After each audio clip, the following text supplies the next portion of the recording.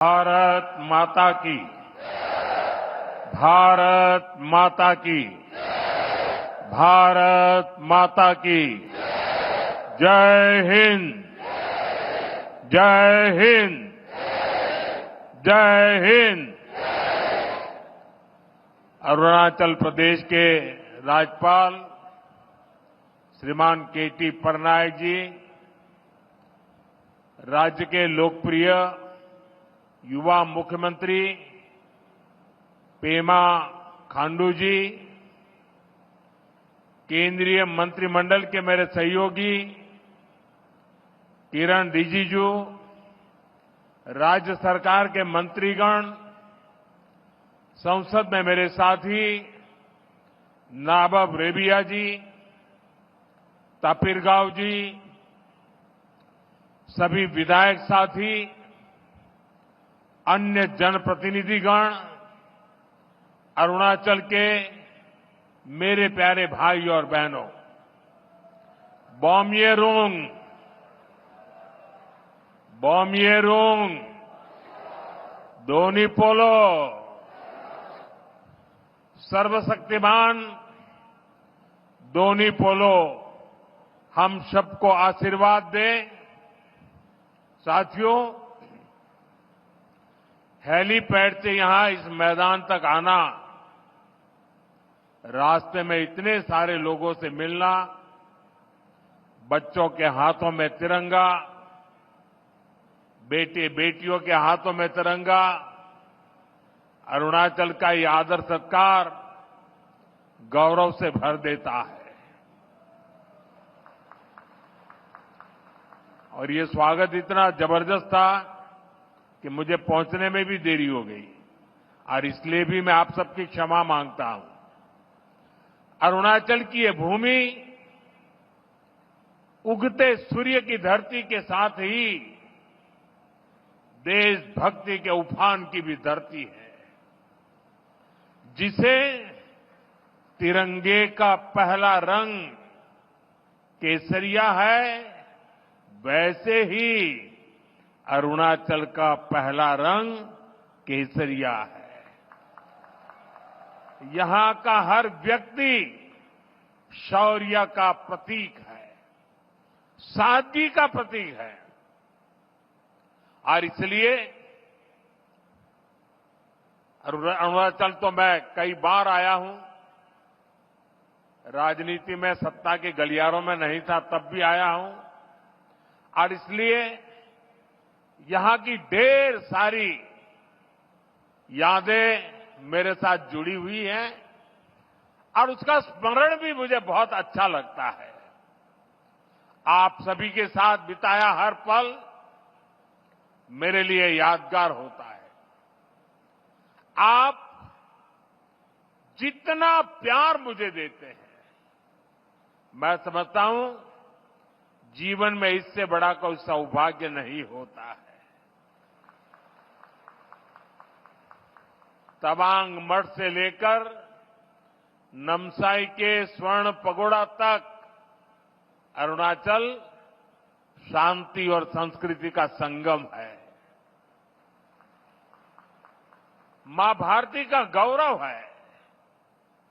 मैं इस पुण्य भूमि को श्रद्धापूर्वक प्रणाम करता हूं। साथियों, मेरा यहां आज अरुणाचल आना तीन वजहों से बहुत विशेष हो गया है। पहला तो ये कि आज नवरात्रि के पहले दिन मुझे ऐसे सुंदर पर्वतों के दर्शन करने का सौभाग्य मिला। नवरात्र में आज के दिन हम मां शैलपुत्री की पूजा करते हैं, और शैलपुत्री वो प्रयागराज पर्वतराज हिमालय की ही बेटी है। दूसरी वजह ये कि आज से देश में नेक्स्ट जनरेशन जीएसटी रिफॉर्म्स लागू हुए हैं। जीएसटी बचत उत्सव की शुरुआत हुई है। त्योहारों के इस मौसम में जनता जनार्दन को ये डबल बोनांजा मिला है। और तीसरी वजह है आज के इस पावन दिन अरुणाचल में विकास के ये ढेर सारे नए प्रोजेक्ट्स। आज अरुणाचल प्रदेश को पावर, कनेक्टिविटी, टूरिज्म और हेल्थ सहित अनेक सेक्टर से जुड़े प्रोजेक्ट मिले हैं। ये बीजेपी की डबल इंजन सरकार के डबल बेनिफिट का बेहतरीन उदाहरण है। मैं अरुणाचल वासियों को इन प्रोजेक्ट्स की बहुत बहुत बधाई देता हूं। यहां मंच पर आने से पहले मुझे यहां छोटे मोटे सब व्यापारियों से बातचीत करने का अवसर मिला, उनकी दुकानों में उनके प्रोडक्ट्स देखने का अवसर मिला और उससे भी ज्यादा मैंने उनके उत्साह को अनुभव किया, उनके उमंग को अनुभव किया। और ये बचत उत्सव मैं देख रहा था कि वहां व्यापारियों में, भिन्न भिन्न भांति की चीजों का निर्माण करने वालों में और आज जनता जनार्दन के इतने विशाल रूप में मुझे साफ साफ नजर आ रहा है। साथियों, हमारे अरुणाचल प्रदेश में वैसे तो सूर्य की किरण सबसे पहले आती है, लेकिन दुर्भाग्य से यहां तेज विकास की किरणें पहुंचते पहुंचते कई दशक लग गए। मैं 2014 से पहले भी यहां कई बार आया हूं, आपके बीच रहा हूं। अरुणाचल को प्रकृति ने इतना कुछ दिया है, ये धरती, यहां के परिश्रमी लोग, यहां का सामर्थ्य, यहां इतना कुछ है, लेकिन तब जो लोग दिल्ली में बैठकर देश चलाते थे, उन्होंने अरुणाचल को हमेशा नजरअंदाज किया। कांग्रेस जैसे दल सोचते थे कि अरुणाचल में इतने कम लोग हैं, लोकसभा की 2 ही सीटें हैं, तो क्यों अरुणाचल पर ध्यान दिया जाए। कांग्रेस की सोच का अरुणाचल को, पूरे नॉर्थ ईस्ट को बहुत नुकसान हुआ। हमारा पूरा नॉर्थ ईस्ट विकास में बहुत पीछे छूट गया। साथियों, आपने जब 2014 में मुझे देश की सेवा का अवसर दिया, तो मैंने कांग्रेसी सोच से देश को मुक्ति दिलाने की ठान ली।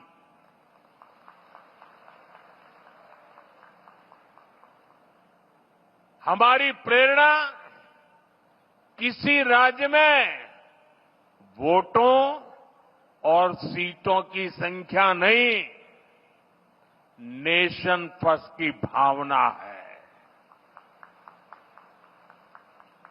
देश पहले, हमारा एक ही मंत्र है, नागरिक देवो भव। जिनको कभी किसी ने नहीं पूछा, उसको मोदी पूजता है। इसलिए जिस नॉर्थ ईस्ट को कांग्रेस के समय में भुला दिया गया था, वो साल 2014 के बाद विकास की प्राथमिकताओं का केंद्र बन गया है। हमने पूरे नॉर्थ ईस्ट के विकास के लिए बजट कई गुना बढ़ाया। हमने लास्ट माइल कनेक्टिविटी और लास्ट माइल डिलीवरी को अपनी सरकार की पहचान बनाया। और इतना ही नहीं, हमने ये पक्का किया कि सरकार दिल्ली में बैठकर नहीं चलेगी। अफसरों को, मंत्रियों को ज्यादा से ज्यादा नॉर्थ ईस्ट आना होगा, यहां रात्रि मुकाम करना होगा। साथियों, कांग्रेस सरकार के समय में 2-3 महीने में एकाध बार कोई मंत्री नॉर्थ ईस्ट आता था। बीजेपी सरकार में अब तक 800 से ज्यादा बार केंद्रीय मंत्री नॉर्थ ईस्ट आ चुके हैं। और ऐसा नहीं है कि सिर्फ आए और चले गए। हमारे मंत्री आते हैं तो प्रयास रहता है कि वो दूर दराज के क्षेत्रों में जाए, जिलों में जाए, ब्लॉक में जाए। इतना ही नहीं, कम से कम एक रात रुक करके जाए। मैं खुद ही प्रधानमंत्री के तौर पर 70 से ज्यादा बार नॉर्थ ईस्ट आया हूं।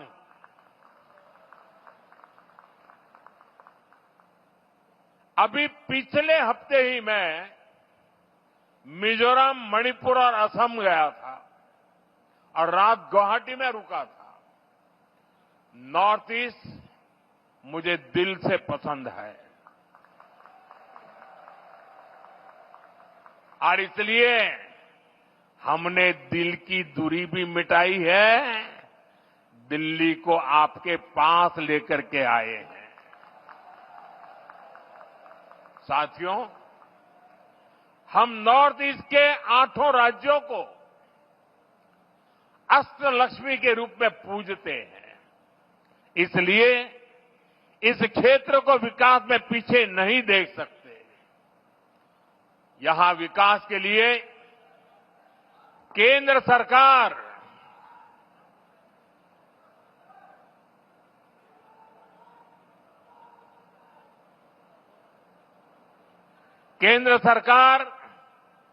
ज्यादा से ज्यादा पैसे खर्च कर रही है।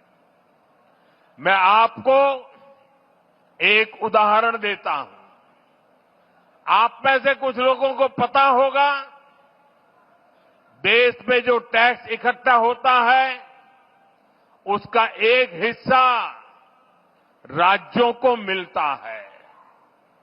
जब कांग्रेस की सरकार थी तो 10 साल में अरुणाचल प्रदेश को सेंट्रल टैक्स में से सिर्फ 6,000 करोड़ रुपए ही मिले थे,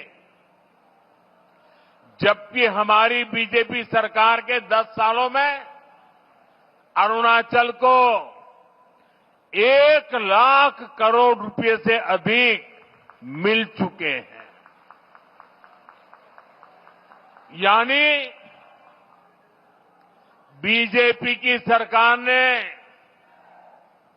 अरुणाचल को 16 गुना ज्यादा पैसा दिया है। और ये सिर्फ टैक्स का हिस्सा है।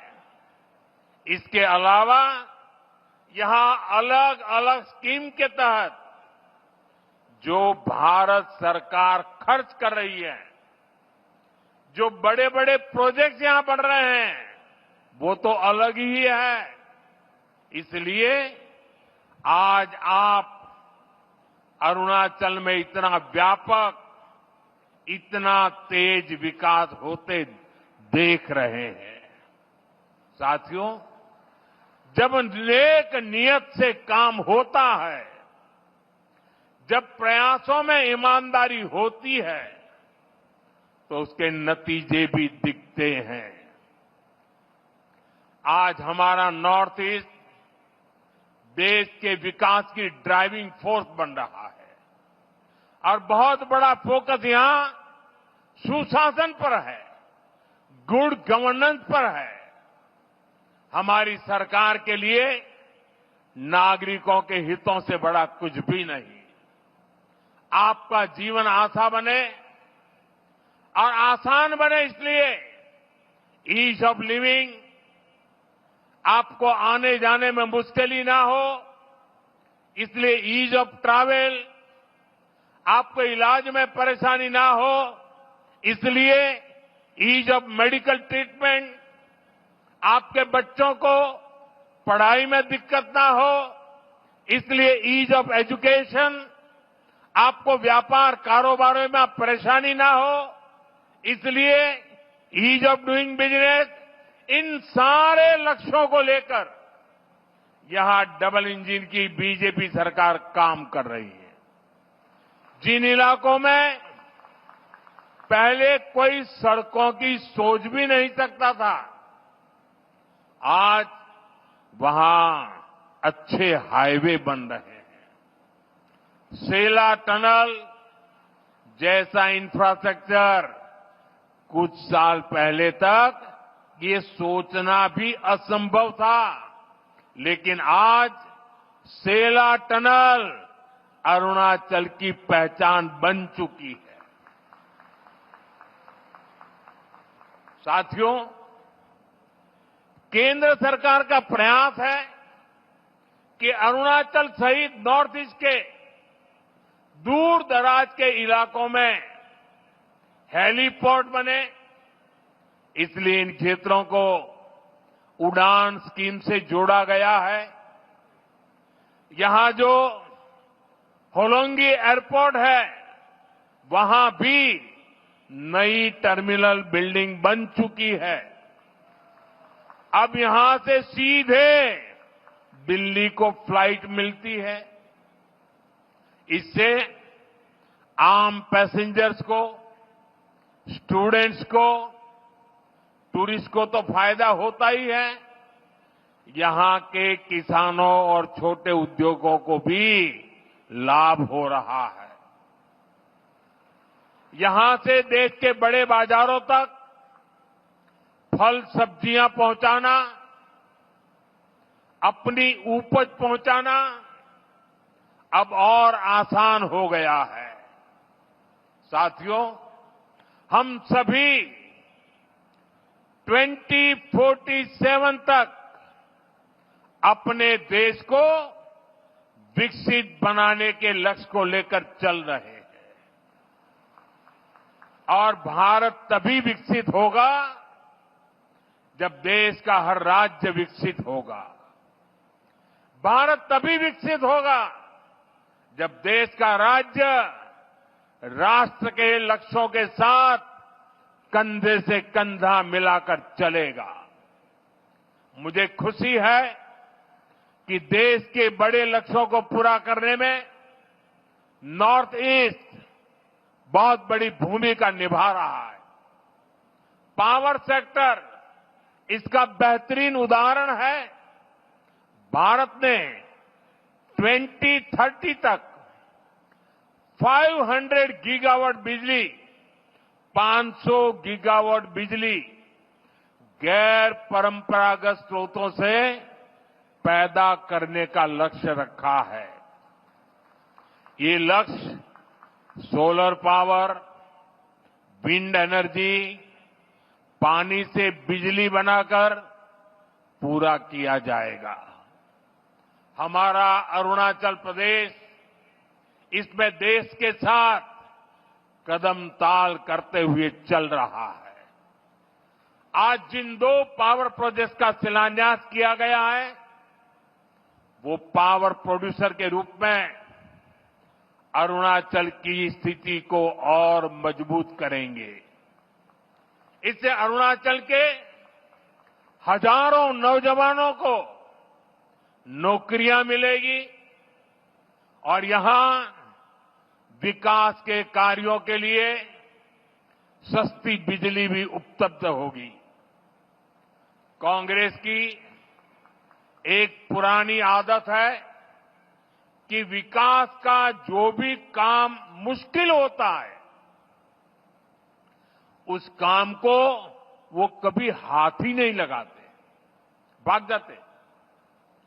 कांग्रेस की इस आदत का नॉर्थ ईस्ट को, अरुणाचल को भी बहुत नुकसान हुआ। जो मुश्किल इलाके होते थे,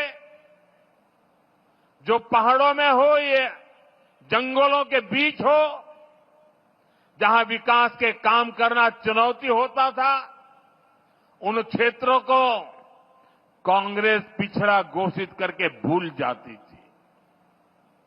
इसमें देश के ट्राइबल इलाके, नॉर्थ ईस्ट के जिले सबसे अधिक थे। जो बॉर्डर से सटे गांव थे, उनको देश के लास्ट विलेज कहकर कांग्रेस अपना पल्ला झाड़ लेती थी। और ऐसा करके कांग्रेस अपनी नाकामियों को छुपा ले जाती थी। यही कारण है कि आदिवासी क्षेत्रों से, बॉर्डर के एरिया से लोगों को निरंतर पलायन होता गया। साथियों, हमारी सरकार ने, बीजेपी ने इस अप्रोच को भी बदल दिया। जिनको कांग्रेस बैकवर्ड डिस्ट्रिक्ट कहती थी, हमने उनको एस्पिरेशनल डिस्ट्रिक्ट बनाया और वहां विकास को प्राथमिकता दी गई। बॉर्डर के जिन गांवों को कांग्रेस लास्ट विलेज कहती थी, उनको हमने देश के फर्स्ट विलेज माना। इसके अच्छे परिणाम आज हम देख रहे हैं। आज बॉर्डर के गांवों में विकास की नई रफ्तार देखी जा रही है। वाइब्रेंट विलेज प्रोग्राम की सफलता ने लोगों का जीवन आसान बनाया है। अरुणाचल प्रदेश के भी 450 से अधिक ऐसे बॉर्डर विलेजेस में तेजी आई है। वहां रोड, बिजली और इंटरनेट जैसी सुविधाएं पहुंची है। पहले बॉर्डर से शहरों की तरफ पलायन होता था, लेकिन अब बॉर्डर के गांव टूरिज्म के नए केंद्र बन रहे हैं। साथियों, अरुणाचल में टूरिज्म के लिए बहुत संभावनाएं हैं। जैसे जैसे कनेक्टिविटी नए नए इलाकों को जोड़ रही है, वैसे वैसे यहां टूरिज्म बढ़ रहा है। मुझे खुशी है कि बीते दशक में यहां टूरिस्ट की संख्या में 2 गुनी वृद्धि हुई है। लेकिन अरुणाचल का सामर्थ्य नेचर और कल्चर से जुड़े टूरिज्म से भी कहीं ज्यादा है। आजकल दुनिया में कॉन्फ्रेंस और कंसर्ट टूरिज्म की भी बहुत बाढ़ आ रही है, बहुत बढ़ रहा है। इसलिए तवांग में बनने जा रहा आधुनिक कन्वेंशन सेंटर अरुणाचल के टूरिज्म में एक नया आयाम जोड़ेगा। अरुणाचल को भारत सरकार के वाइब्रेंट विलेज अभियान से भी बहुत मदद मिलेगी। ये अभियान हमारे बॉर्डर किनारे बसे गांवों के लिए मील का पत्थर साबित हो रहा है। साथियों, आज अरुणाचल में तेजी से विकास इसलिए दिख रहा है क्योंकि दिल्ली और ईटानगर दोनों जगह बीजेपी सरकार है। केंद्र और राज्य दोनों की ऊर्जा विकास में लग रही है।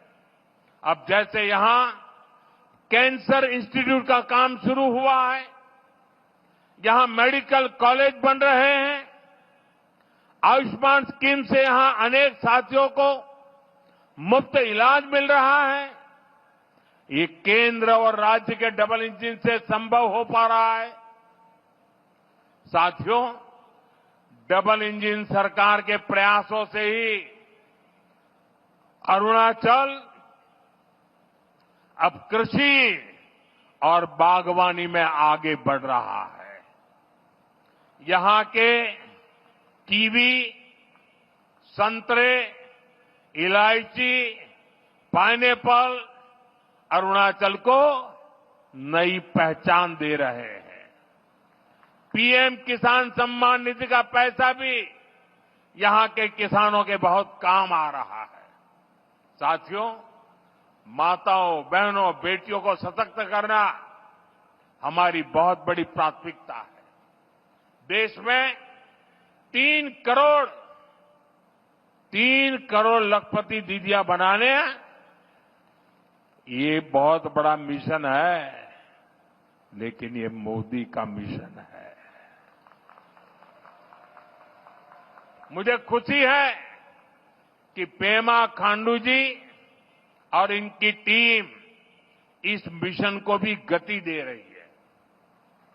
यहां बड़ी संख्या में वर्किंग वुमेन हॉस्टल बनाने का जो काम शुरू हुआ है, उससे भी बेटियों को बहुत सुविधा होगी। साथियों, यहां बहुत बड़ी संख्या में माताएं बहनें आई हैं। मैं आपको जीएसटी बचत उत्सव की फिर से एक बार बधाई दूंगा। नेक्स्ट जनरेशन जीएसटी रिफॉर्म का भी बहुत बड़ा फायदा उन्हें ही मिलने वाला है। आपको अब हर महीने घर के बजट में बहुत राहत मिलने वाली है। किचन का सामान हो, बच्चों की पढ़ाई की चीजें हो, जूते कपड़े हो, अब ये और सस्ते हो गए हैं। साथियों, आप साल 2014 के पहले के दिन याद करिए, कितनी सारी परेशानियां थी। महंगाई आसमान छू रही थी, चारों तरफ महा घोटाले हो रहे थे, और तब की कांग्रेस सरकार जनता पर टैक्स का बोझ बढ़ाती ही जा रही थी। उस समय साल में 2 लाख रुपए कमाने पर भी इनकम टैक्स लग जाता था। ये मैं 11 साल पहले की बात कर रहा हूं।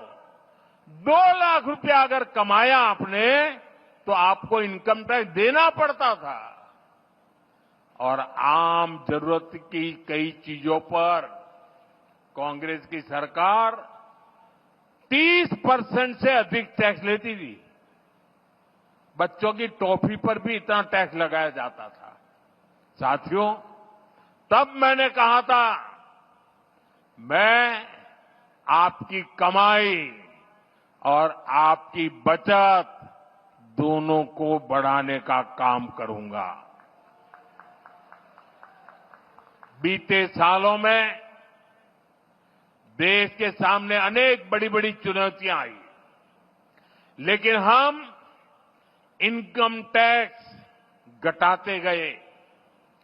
इसी साल हमने, अब विचार कीजिए, 11 साल पहले 2 लाख, इसी साल हमने 12 लाख रुपए तक की वार्षिक आय पर इनकम टैक्स 0 कर दिया।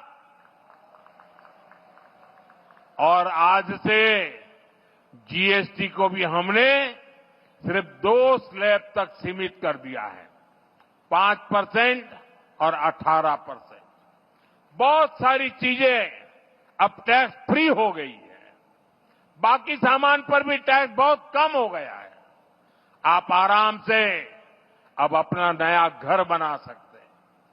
कोई स्कूटर, बाइक खरीदना है, बाहर खाना पीने के लिए जाना है, कहीं घूमने फिरने जाना है, ये सब पहले से सस्ते हो गए हैं। ये जीएसटी बचत उत्सव आपके लिए बहुत यादगार बनने वाला है। साथियों, मैं अरुणाचल प्रदेश की हमेशा इस बात के लिए प्रशंसा करता हूं कि आप सभी नमस्कार से भी पहले जय हिंद कहते हैं। आप वो लोग हैं जो देश को स्वयं से भी पहले रखते हैं। आज जब हम सब मिलकर विकसित भारत बनाने के लिए इतनी मेहनत कर रहे हैं, तो देश की हमसे भी एक अपेक्षा है। ये अपेक्षा है आत्मनिर्भरता की। भारत विकसित तभी होगा जब भारत आत्मनिर्भर होगा। और भारत की आत्मनिर्भरता के लिए जरूरी है स्वदेशी का मंत्र। आज समय की मांग है, देश की मांग है कि हम स्वदेशी अपनाएं, खरीदे वही जो देश में बना हो, बेचे वही जो देश में बना हो, गर्व से कहें ये स्वदेशी है। मेरे साथ बोलेंगे? आप लोग मेरे साथ बोलेंगे? मैं कहूंगा गर्व से कहें, आप कहें ये स्वदेशी है। गर्व से कहें, गर्व से कहें, गर्व से कहें। इसी मंत्र पर चलते हुए देश का विकास होगा, अरुणाचल का, नॉर्थ ईस्ट का विकास तेज होगा। एक बार फिर आपको इन विकास परियोजनाओं के लिए बहुत बहुत शुभकामनाएं देता हूं। आज नवरात्रि का पावन पर्व भी है, बचत उत्सव भी है। तो इस उत्सव में शरीक होने के लिए मेरी एक रिक्वेस्ट है आपको, अपना मोबाइल फोन बाहर निकालिए और मोबाइल फोन का फ्लैश लाइट चालू कीजिए। सब अपने मोबाइल की फ्लैश लाइट चालू करें। सबके मोबाइल की फ्लैश लाइट चालू करिए और हाथ ऊपर कीजिए सबका। सब अपने मोबाइल की फ्लैश लाइट। ये बचत उत्सव का नजारा है, ये बचत उत्सव की ताकत है। ये नवरात्रि का प्रथम दिन है। देखिए प्रकाश ही प्रकाश है और अरुणाचल का प्रकाश पूरे देश में फैल जाता है। देखिए चारों तरफ नजारा देखिए, चारों तरफ नजारा देखिए, रोशनी ही रोशनी, चमकते तारों की तरह। मेरी आप सबको बहुत बहुत शुभकामनाएं, बहुत बहुत धन्यवाद।